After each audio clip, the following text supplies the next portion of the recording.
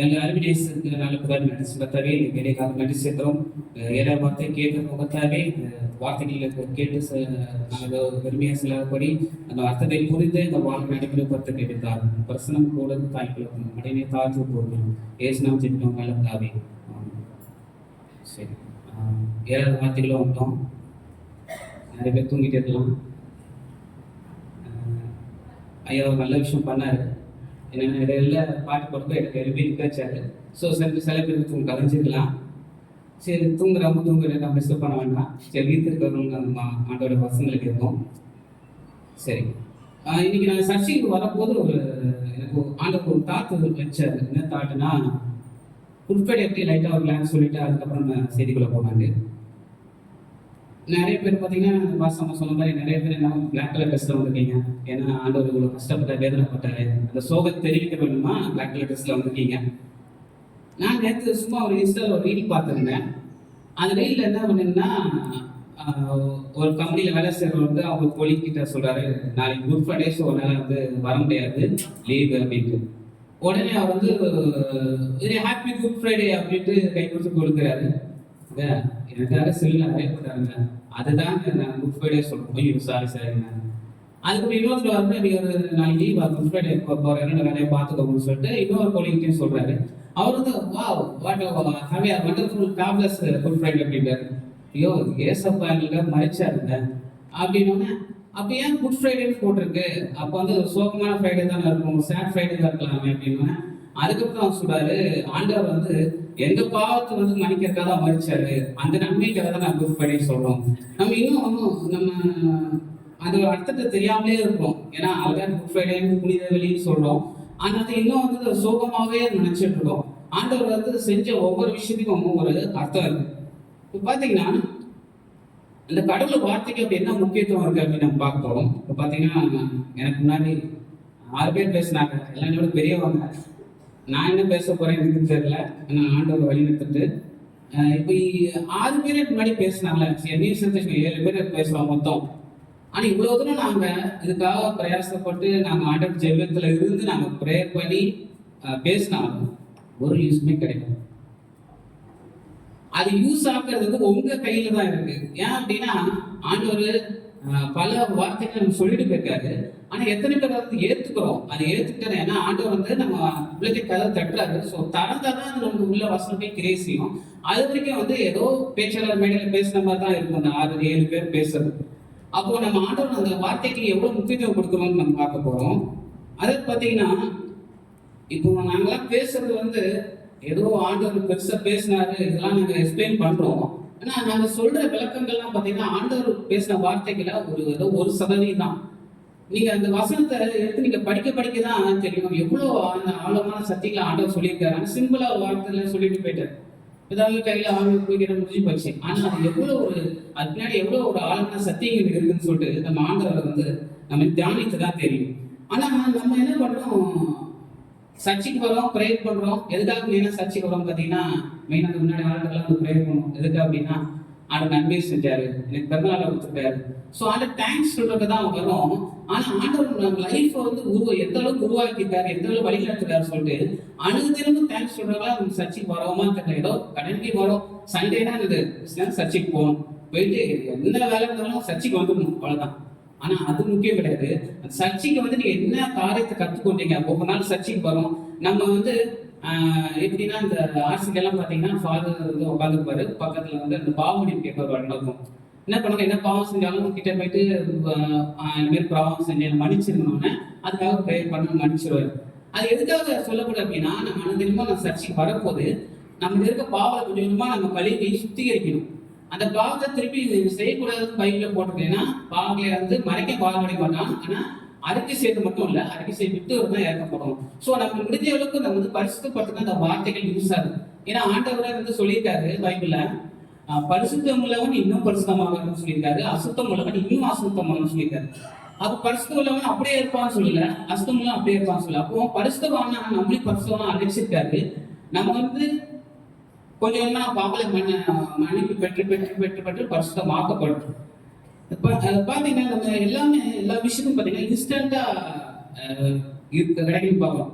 For example பார்த்தீங்கன்னா ஏதோ உடம்பு சரியில்லைன்னு என்ன பண்ணுறோம், உடனே என்ன பண்ணுவோம், மெடிக்கல் போவோம், ஒரு டேப்லெட் தலைவலிக்குது இல்லை ஜுரம் இருக்குது டேப்லெட் ஒன்று சாப்பிடுவோம். சாப்பிட்டுட்டு அது சரியாக இருந்தால் பார்ப்போம், 2 நாள்னா இன்னும் ஒரு 2 டேப்லெட் வாங்கிக்கிறோம்.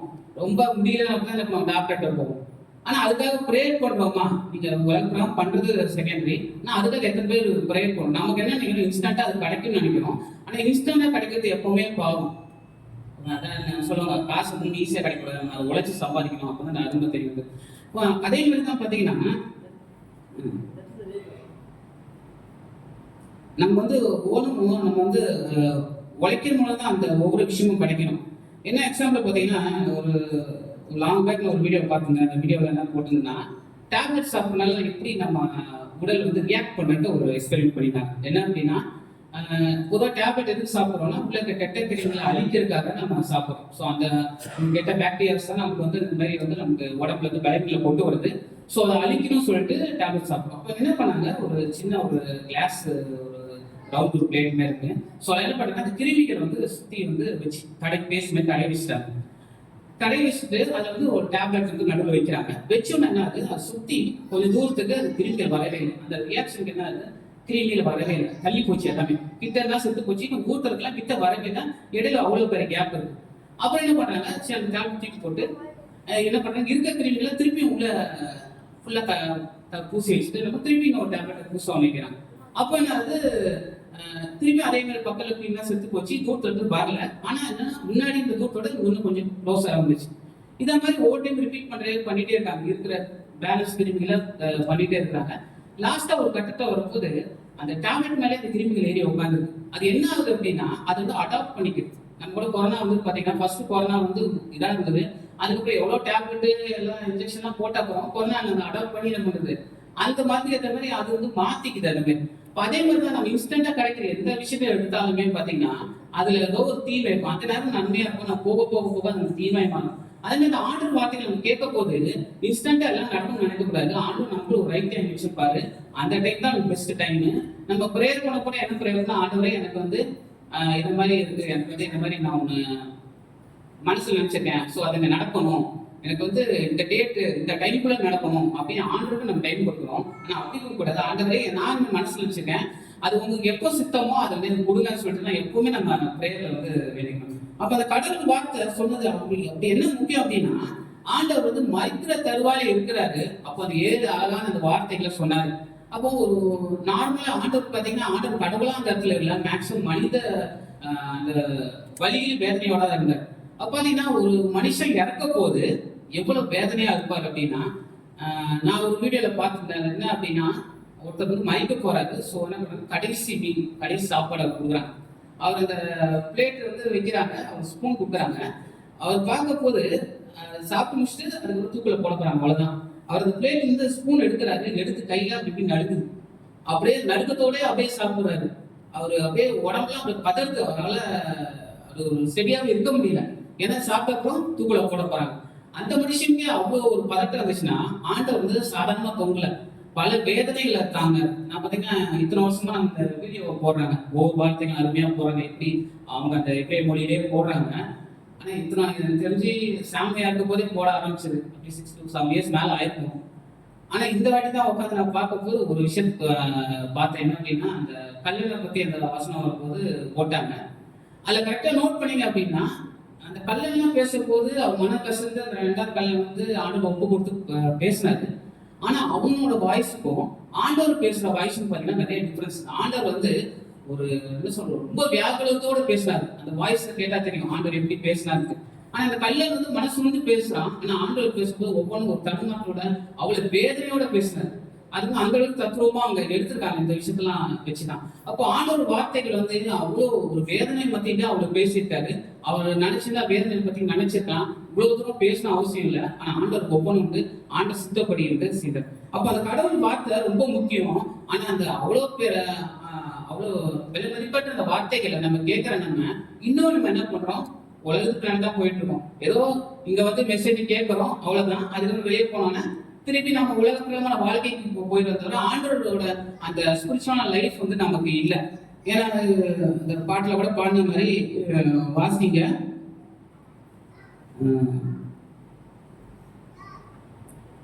மார்க் 8:36. மார்க் 8:36.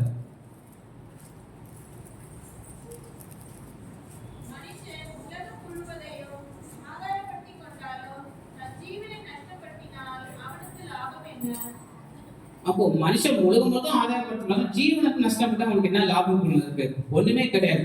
நம்ம அதை அனுதினமும் இந்த வசனத்தை நம்ம மனசுல நினைச்சுக்கணும். நம்ம வந்து சர்ச்சைக்கு வரும்போது உருக்கமான மெசேஜை கேட்கிறோம், சாட்சிகளை கேட்கிறோம், உணர்வடைகிறோம். ஆனா அதுக்கப்புறம் எப்படி நடந்துக்கிறோம் நம்ம லைஃப்ல, அதான் ரொம்ப முக்கியமான விஷயம். நம்ம வந்து என்ன ப்ரேயர் ரிக்வஸ்ட் கொடுத்தாலும் என்ன பண்றோம்? உலகமான ப்ரேயர் ரிக்வஸ்ட் தான் கொடுக்குறோம். நீங்க சொன்னாங்க ஆத்ம தாகம் இருக்கணும். எத்தனையோ பேருக்கு வந்து அந்த தாகத்து மூலமா என்ன பண்ணும், மற்றவங்களை வந்து ரசிக்கணும். எத்தனையோ பேர் வந்து எப்படி ஆண்டவரும் ஏசப்பாவும் அந்த இடையில அந்த பாவம் தடையா வந்ததோ எந்த ஏன் கைவிட்டின்னு சொன்னாரு. அதே மாதிரி வந்து நம்ம ஆண்டவர் தெரியாத மக்களுக்கு சொல்லணும்னு சொல்லிட்டு அந்த தாகத்தை சொல்லியிருக்காரு. ஆனா நம்ம இன்னுமே என்ன பண்ணியிருக்கோம்? நம்ம உலகப்பான காரணிக்காக தான் ப்ரேயர் பண்றோம், அந்த ரிக்வஸ்ட் தான் வருது தவிர மற்ற மக்கள் வந்து அழிவுக்கு நேராக போறாங்களே, அவங்க ஜீவ அப்படின்ற பெருமைன்னு சொல்லிட்டு நம்ம அந்த வாங்கிக்கணும். இதுதான் முக்கியமான விஷயம். சரி, ஒப்பு கொடுத்தல். ஆண்டவர் வந்து ஒப்பு வைக்கிறேன், ஆவி ஒப்பு வைக்கிறேன்னாரு. ஸோ அந்த ஒப்பு கொடுத்தல்லாம் என்ன அப்படின்னு பார்த்தீங்கன்னா, கம்பெனிக்கு ஒர்க் பண்ணும்போது என்ன பண்ணுவாங்க, ஒப்பு கொடுப்பாங்க. எப்படின்னா ஒர்க்கு வந்து இப்போ முடிச்சுட்டு நாங்கள் வேற கம்பெனிக்கு வந்து ட்ரான்ஸ்ஃபர் போறேன் அப்படின்னு சொல்லும் போது என்ன பண்ணுவாங்க, அந்த ஒர்க்கை வந்து இந்த அர்த்தங்களுக்கு வந்து எல்லாம் டெடிகேட் பண்ணி கொடுத்துட்டு போகணும். அவங்க கொடுக்கும் போது என்ன பண்ணுவாங்க, இவ்வளவு தூரம் கஷ்டப்பட்டு நான் வேலை செஞ்சோம், ஒழுங்கா சம்பளம் கொடுக்கல, இப்ப நல்ல சம்பளத்துக்கு போறோம், எவ்வளவு சிம்பிளா வேலையை முடிச்சுட்டு கூட போவோம், பின்னாடி வந்து எப்படியா கஷ்டப்படும். அதுக்கு ஒப்பு கொடுத்துல கோத்து விடுறது. நீ கஷ்டப்படு, நான் இவ்வளவு கஷ்டப்பட்டு வேலை செஞ்சேன், எல்லாத்துக்கும் முடிச்சுதான் கொடுத்துக்க முடியாது, நான் கஷ்டப்படுறேன் நீயே கஷ்டப்படுறதுவாங்க, கோத்து விட்டு அவங்க எஸ்கேப் வருவாங்க.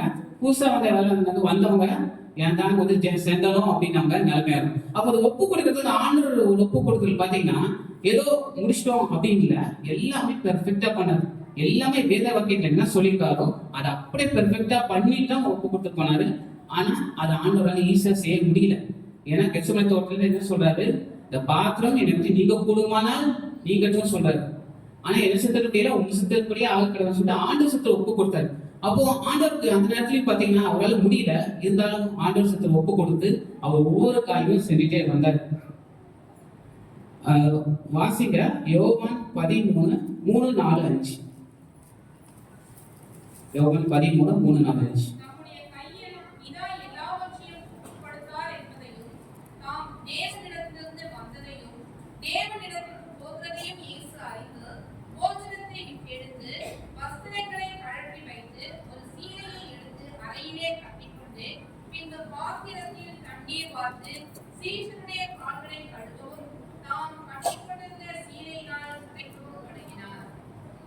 ஆண்டவர் வந்து இது சிலவெல்லாம் அவர் பிடிச்சு போறதுக்கு முன்னாடி நடந்தது.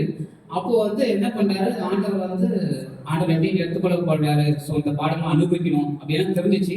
இருந்தாலும் அவர் கடமையில எதுவுமே தவறல, அவர் கடமையில கரெக்டா இருந்தார். என்ன அப்படின்னா அந்த தாழ்மையை வந்து கடைசி போகும்போது கூட தாழ்மையை சொல்லி கொடுத்துட்டு போனார். ஏன்னா ஆண்டவர் பிறந்ததே ஒரு தாழ்மை மூலமா தான் பிறந்தாரு. ஸோ சீடருக்கு வந்து என்ன பண்றாரு, அரையை கட்டி கொண்டு என்ன பண்றாரு, அவன் கால்களை கழுவுனார். ஸோ ஆண்டவர் வந்து ஒவ்வொரு விஷயங்களும் வந்து கரெக்டா எல்லாமே செஞ்சுட்டு வந்து என்ன பண்ணாரு, எல்லாத்தையுமே முடிச்சு ஆவியை ஒப்பு கொடுத்தாரு. அப்போ நம்மளும் என்ன பண்ணணும், ஆண்டவருக்கு ஒப்பு கொடுக்குறோம், ஆண்டவருக்கு ஏதாவது ஒரு விஷயம் செய்யறோம், ஒரு விஷயத்த வந்து நம்ம பண்றோம் அப்படின்னா அது பெர்ஃபெக்டா பண்ணணும். நிறைய விஷயத்துல பாத்தீங்கன்னா மெயினா கம்பெனி வேலை செய்யறத சொல்றேன், ஒரு ஒர்க்கு நம்ம டெடிகேட் பண்ணுவாங்க, அது பண்ணணும்னு சொல்லுவாங்க. அது வந்து எத்தனையோ பேர் பண்ணிருக்கலாம், அவங்க பண்ணாதனால நமக்கு ஒர்க் எக்ஸ்ட்ரா வரும். அப்ப என்ன பண்ணுவோம், இதெல்லாம் ஒழுங்கா செய்யணுமா, ஏதோ கொடுக்குற சம்பளத்துக்கு ஏதோ பூச்சப்பா பண்ணிட்டு போயிடுவோம், அவங்க மட்டும் வேலை செய்யறாங்களா, நம்ம மட்டும் எதுக்கு இன்னும் இது பெர்ஃபெக்டா முடிக்கணும் பார்க்கணும் அப்படின்ட்டு நம்ம நினைக்க கூடாது. நம்ம கொடுத்த பொறுப்பு நம்ம கரெக்டா செஞ்சிடணும். அதுக்கு ரிவார்டு வந்து அவங்க தராம இருக்கலாம், அவங்க பதவி உரிய தராம இருக்கலாம், ஆனா ஆண்டு நம்ம லைஃப்ல கொடுப்பாரு. எத்தனையோ பேர் பாத்தீங்கன்னா இன்னைக்கு வந்து அநியாயம் நிறைய சம்பாதிக்கிறாங்க, நிறைய காசு பார்க்குறாங்க, கண்ணு முன்னாடியே தெரியும். ஆனா நம்மளுக்கு பாத்தீங்கன்னா உண்மையா உழைப்போம், நம்மளுக்கு வந்து அந்த ரெகுலேஷன் கிடைக்காது, நம்ம தேவையான சேலரி ஹைக்குமே கிடைக்காது. ஆனா வந்து அது மாதிரி இருக்கு அநியாயமா சம்பாதிக்கிறவங்க எத்தனையோ பேர் வந்து பல ஹாஸ்பிட்டல் கோடி கணக்கில் இன்னைக்கு செலவு பண்ணி தான் இருக்கிறாங்க. ஆனா நம்ம அதெல்லாம் நினைக்கிறது இல்லை, இன்ஸ்டன்டா நம்ம நடக்கணும், நம்ம இன்னைக்கு கஷ்டப்பட்டோமா இன்னைக்கு எதாவது ரிவார்டு கிடைக்கணும். அது மாதிரி குறுக்கு வழியில போய் ரிவார்டு உடனே கிடைக்கும், ஆனா அந்த ரிவார்டு எவ்வளவு நாளைக்கு தான் நிலைச்சிருக்கும். நம்ம அதை பத்தி யோசிக்க மாட்டேங்கிறோம். இங்க எல்லாமே இன்ஸ்டன்டா வேணும். நான் காஃபி குடிச்ச கூட என்ன பண்றோம், போய் டப்புன்னு காப்பி குடிச்சோம்னா போனேன் 2 ரூபா காப்பி தூள் இருக்கு, அப்படியே கட் பண்ணி பாலை கலக்கினா முடிஞ்சு போச்சு, சூடாகி குடிச்சிடலாம். இப்போ எல்லாமே இன்ஸ்டன்டா நடக்கணும்னு நம்ம ஆசைப்படுறோம். அப்படி இருக்கக்கூடாது. ஆண்டவருக்கு கருத்துல வந்து நம்ம எல்லாமே பொறுமையா வந்து ஒப்பு கொடுத்து அதுக்காக ப்ரேயர் பண்ணி அதை பெற்றுக்கொள்ளும் போது அது ரிவார்டு வந்து ஒரு பெரிய விஷயமா இருக்கும். இதே மாதிரி பைபிள ஒருத்தர் பத்தி பார்க்க போறோம். வாசிங்க அப்போஸ்தலர் 7:59-60. அப்போஸ்தலர் 7:59-60.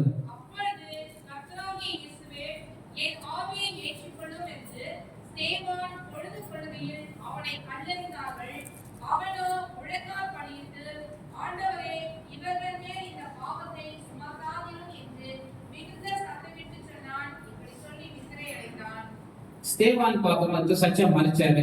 அவர் வந்து கல்லெறிஞ்சு கொள்ள வந்துட்டாங்க, எல்லாமே முடிஞ்சு. அப்ப என்ன பண்றாரு, ஆண்டவரே எல்லாம் பக்காவா நீங்க சொன்ன மாதிரி எல்லாமே பண்ணிட்டேன், ஆவியருக்கு உங்கள்கிட்ட ஒப்பு கொடுக்குறேன். அந்த அத்தாரிட்டி வந்து ஆண்டு நம்மளுக்கு கொடுத்துருக்காரு. ஏன்னா எக்ஸாம்பிள் ஸ்தேவான், அவர் அத்தாரிட்டி சொல்றது, நான் வந்து ஆண்டோட ஆவியை ஒப்பு கொடுக்குறேன். அவங்க கல்லெறிட்டு நான் வந்து ரெடி, நான் சாவருக்கு ரெடி.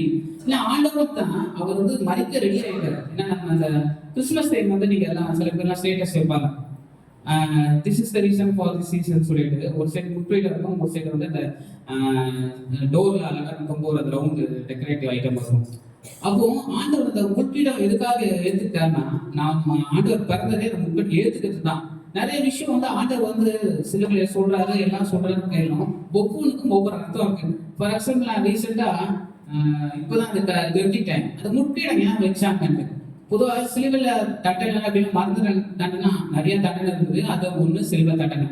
இந்த சிலுவை தண்டனை கூட இந்த வீடியோல பார்த்தா தெரியும், பக்கத்துல கல்வர்கள்லாம் இருக்காங்க, அவங்க தலையில முட்டிடாங்கல்ல, உடம்புல விழுந்துட்டு அந்த அளவுக்கு காயம் இல்லை. ஆண்டவர்கிட்ட இருந்த காயங்கள கூட காயம் இல்லை அவங்ககிட்ட. அப்ப அந்த முட்டிடம் என்னது அப்படின்னு பார்க்க போது அது வந்து எங்க வந்திருக்குன்னா, ஆதாம் காலத்துல வசனங்கள் வாசிக்கலாம். ஆதாம் காலத்துல ஆதாம் வந்து ஆதியாகமம் 2ஆம் அதிகாரம் நினைக்கிறேன், அதுல பாத்தீங்கன்னா ஆதாம் பாவம் செஞ்சு என்ன பண்றாரு, எதை தோற்று வெளியே துரத்தி விட்டாரு ஆதாம. இதுக்கப்புறம் வந்து நீ வந்து கஷ்டப்பட்டு வேர்வை சிந்தி தான் நீ உழைக்கணும், கஷ்டப்பட்டு உழைக்கணும் அப்படின்னு சொல்லிட்டு என்ன சொல்றாரு, உனக்கு வந்து முள்ளும் குறுக்கும் முளைப்பிக்கும். இன்னைக்கு கூட பாத்தீங்கன்னா ஒரு அழகா ஒரு விளைச்சல் ஒரு வைக்கிறோம் அப்படின்னா அழகா நம்ம விதைக்கிறது அழகா வளர்ந்துருமா, வளர்ந்துரும். ஆனா கூட என்ன இருக்கும், ஏதாவது தேவையில்லாத களை செடிகள் இருக்கும். அது நம்மளோட வேலையை என்ன, கொஞ்சம் வளர்ந்தோம்னா அந்த களை செடிலாம் குடிக்கிட்டு என்ன பண்ணணும், நம்ம அந்த செடியை நல்லா வளர வைக்கணும். அதான் நம்ம வேலை. அப்போ ஆண்டவர் வந்து நான் பாவத்துக்கு அடையாளமாக என்ன பண்ணது, முள்ளுக்கு முளைப்பிச்சார். சோ அந்த சாபத்தை தான் அவர் வந்து முற்றிடத்தை ஏத்துக்கிட்டார். இப்போ கூட பாத்தீங்கன்னா மோசே கூட ஆண்டவர் எப்படி பேசினாரு, முச்செடி மூலமா ஆண்டவர் பேசினார். அப்ப முச்செடி கிட்ட வரும்போது மோசே என்ன போட்டுட்டாரு, காலில் ஸ்லிப்பர் போட்டுட்டு இருந்தாரு. காலில் ஸ்லிப்பர் எப்படி வந்துச்சு, ஆதாம் காலத்துல கிடையாது. ஆதாம் வந்து இந்த எதை தோட்டில் இருக்க காலத்துல கிடையாது. அதுக்கப்புறம் தான் முள்ளுக்கு இருக்கும் போராடலாம், பூமி நல்ல பூமிலாம் கிடையாது. அது எதை தோட்டில் நல்லா இருந்தாங்க. ஆனா அதுக்காக தான் காலத்துக்கு குத்த கூட இங்க கூட நம்ம என்ன பண்றோம், ஸ்லிப்பர்ஸ் போட்டு போறோம். அப்போ ஆண்டவர் வந்து என்ன சொல்றாரு, இது பர்சனல் ஆயிடும், ஸ்லிப்பர்ஸை கழுட்டு. அப்புறம் என்ன நினைக்கிறோம், சர்ச்சைக்கு வரும்போது ஸ்லிப்பர் போட்டு வரக்கூடாது. அப்போ நிறைய சின்ன பசங்க ஸ்லிப்பர் போட்டு வராங்க. இப்போ ஆண்டவர்கள் சதிக்கிறாங்க. ஏன் ஃபாரின்ல போனீங்கன்னா ஷூவோட தான் வந்து பிரசன்ட் பண்றாங்க. ஆண்டவர் அந்த அர்த்தத்துல சொல்ற, இது வந்து பாவம் இல்லாத பரிசுத்தா இருக்கும். சோ அந்த முள்ளுக்கு இதுக்கு சம்மதமே கிடையாது, முள்ளே கிடையாது, நீ தைரியமா பிற்காலோட இந்த பரிசுமா ஸ்தலத்துக்கு வரலாம்னு சொல்றாரு. அப்போ ஆண்டவர் சிலுவையில அந்த முட்டிடம் அணிஞ்சதுக்கே எவ்வளவு ஆழமான சத்தியங்கள் இருக்கு பாருங்க. அப்ப ஆண்டவர் ஒவ்வொரு விஷயங்களும் வந்து நேர்த்தியா செஞ்சிருக்காரு, ஒவ்வொருக்கும் பல அர்த்தங்கள் இருக்கு. அது நம்ம வேத தியானிக்க தான் நமக்கு இன்னும் நிறைய விஷயங்கள் நமக்கு தெரியும். அப்போ ஆண்டவர் சிலுவையில வந்து மறிச்ச அப்புறம் என்ன நடந்தது அப்படின்னு பாத்தீங்கன்னா, திரை சிலையை 2ஆ கிழிந்து சொன்னாங்க. அது ரொம்ப திக்காகும். அந்த சைடு ஒரு யானை, இந்த சைடு ஒரு யானை பிடிச்சி இழுத்தா கூட கிளியாதான். ஆண்டவர் வந்து மோசைக்கு அந்த எப்படி செய்யணும் ஒவ்வொரு விஷயம் சொல்ல போது, அது வந்து எங்கேயுமே வந்து இந்த ஸ்டிச்சிங்லாம் கிடையாது, ஒரே துணியா இருக்குமா ஃப்ரெண்ட்ல. எதுக்கு அப்படின்னா பாஸ்டர் வந்து இங்க இருப்பாரு, பிரதான ஆசிரியர் இருப்பாரு. அவர் வந்து என்ன பண்ண, வருஷத்தை ஒரு வருஷத்தை ஒருக்காக வந்து எல்லா மக்களுக்காக பாவத்துக்காக நம்ம ப்ரேயர் பண்ணுறதுக்குள்ள போவாங்க. அந்த லெத்து நாள் கூட்டங்களோட ஒரு ஐயா மெசேஜ் கொடுத்துல 2 டைம் வந்து இடுப்புல ஒரு மணி கட்டி இருப்பாங்க. கூட நம்ம காலில் சங்கிலிகள் போட்டிருப்பாங்க. சப்போஸ் வந்து அந்த உள்ள போகும்போது சரி அவர் மேல ஏதோ குறை உள்ள போனாங்க அப்படின்னா மறித்து போயிடுவாங்க. உள்ள போய் அவர் எடுத்துட்டு வரணும் யாருமே போக முடியாது, மகா பரிசுத்தலம் அது வந்து திரைசீலைக்கு அந்த சைட் தான் இருக்கும். ஸோ அது மாதிரி மறிச்சிட்டாங்க, அந்த மணி சத்தம் கேட்கலாம்னா அவர் மறிச்சு போயிட்டான்னு சொல்லிட்டு அந்த சங்கிலி வெளியே வரைக்கும் இருக்கும், அதை பிடிச்சி அப்படியே அந்த குளத்தை வந்து வெளியே எடுப்பாங்க. அதுக்காக தான் வந்து அவ்வளவு பரிசுத்தலம். ஸோ அந்த இடத்துக்கு யாருமே போக முடியாது. ஆனா இன்னைக்கு பாருங்க, நம்ம போயிட்டு அழகா ஆண்டு முன்னாடி அழகா ப்ரேயர் பண்றோம், எல்லாமே வரும். அதுக்கு என்னன்னா ஆண்டவர் மறிச்ச உடனே ஆவியை ஒப்பு கொடுத்த உடனே அந்த திரைசீலை ரெண்டாவது கிழிஞ்சிச்சு. யாருமே எதிர்பார்க்கல. இதுக்கப்புறம் நீங்க ஒவ்வொன்றும் பாஸ்டர்கிட்ட போய் நீங்க போத்தால டைரக்டாவே என்கிட்ட வந்து கான்டாக்ட் பண்ணலான்ட்டு. ஆனா இன்னைக்கு நம்ம என்ன பண்ணிட்டு இருக்கோம், பெரிய ஊழியர்கிறாங்க, நல்ல மெசேஜ் கொடுக்குறாங்க, அவங்கள்ட்ட போவோம், அவங்கள்ட்ட போய் ஏதோ இந்த ஒரு 1 வீக் பிஃபோர் கூட நான் பீச்சுக்கு போயிடுவாங்க. முன்னாடியாவது எங்கேயாவது குறி சொல்றோம் வருவாங்க கேட்பாங்க. போனா வரிசையா கடாத மாதிரி வரிசையா உட்காந்துருக்காங்க நடுவில். குறி சொல்றோமா கிளி ஜோசியம் சொல்றோமான்றாங்க.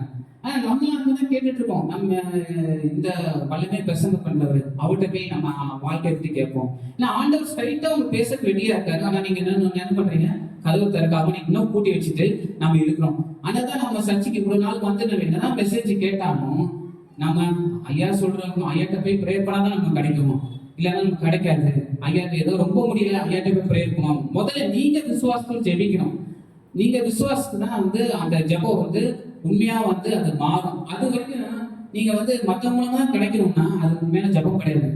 ஏன்னா பெரிய பாஸ்டருக்குள்ள ப்ரேயர் பண்ணணும்னு சொல்லுவாங்க. என்ன சொல்லுவாங்க, ஏசு நாமத்தை ஜெபிக்கணும்னு சொல்றாங்க. ஏன்னா அவங்க ஜெபம் கிடையாது, ஏசு நாம அந்த கிரியை செஞ்சாதான் அது வல்லமை கிடைக்கும். அப்போ எல்லாமே வந்து ஆண்டவர் வார்த்தைகளை நம்ம டேரக்டா ஏத்துக்கிட்டான். ஏத்துக்கணும்னா என்ன பண்ணுவோம், ஆண்டவர் வந்து என்ன பண்றதுன்னா எல்லா விஷயம் பிதாசன விஷயத்தெல்லாம் செஞ்சு முடிச்சுட்டு அதுக்கப்புறம் ஆவியை ஒப்பு கொடுத்தாரு. ஆனா நம்ம அந்த அளவுக்கு நமக்கு ராணி கிடையாது. அப்ப நம்ம என்ன பண்ணணும், இவ்வளவு தூரம் வெற்றிகரமா எல்லா காரியம் முடிச்ச தேவன்கிட்ட நம்ம லைஃப் வந்து ஒப்பு கொடுக்கணும். அப்போ இங்க இருந்து நம்ம லைஃப் ஆண்டவர் கையில ஒப்பு கொடுத்தோம் அப்படின்னா ஆண்டவர் எல்லாமே பண்ணிடுவாரு. நம்ம எப்பவுமே நம்ம நினைக்கிறதா லைஃப்ல கஷ்டம் வரும்போது நம்ம ஆண்டவர் வந்து தூக்கணும், இவ்வளவு கஷ்டம் பார்த்தேன்னு சொல்லிட்டு நம்ம சொல்ல சோர்ந்து போயிடும். நான் ஆண்டவர் பாருங்க, ஆல்ரெடி குட் ஃப்ரைடே சொல்ற மாதிரி தான் நம்ம எல்லாம் சோகமான நாள் வந்திருக்கோம். சோகமான நாள் வந்தனாலதான் நமக்கு ஒரு பெரிய விடுதலை. ஆண்டவர் அந்த மரணம் அந்த பாடுகள்ல சகிக்கலன்னா நமக்கு விடுதலையே இருந்திருக்காரு. நம்ம இந்த மாதிரி வந்து கூடி நம்ம ஆண்டவர் ஜெபிக்கவே மாட்டோம். ஏதோ ஒரு கடவுளா அங்க வெளியே பார்த்தோமா, ஏதோ போட்டோமா போனோமா, அவ்வளவு அதோடு முடிச்சிடும். ஏன் இந்த ஆண்டவர் வந்து இன்னும் ஊருக்கமா ஆண்டவர்கிட்ட கேட்கிறோம், ஆண்டவர்கிட்ட போராடி ஜெபிக்கிறோம் அப்படின்னா அந்த சோகமான சூழ்நிலை வந்தனால தான். ஏன்னா ஆண்டவர் பிறக்கும் போதே எல்லாமே எழுதிருக்கு. இந்த மாதிரி பறக்கிறது மட்டும் இல்ல, நான் மறைக்கிறது தான் பிறந்தேன். நான் வந்து உங்களை வந்து பாவத்தை ரட்சிக்க தான் நான் வந்து மனுஷங்க மேல பூமியில வந்தான்னு போட்டிருக்கேன். அப்போ எல்லாத்தையும் ஆண்டவர் ஏத்துக்கிட்டு எல்லாம் செஞ்சு முடிச்ச ஆண்டவர் எல்லாமே தெரியும்.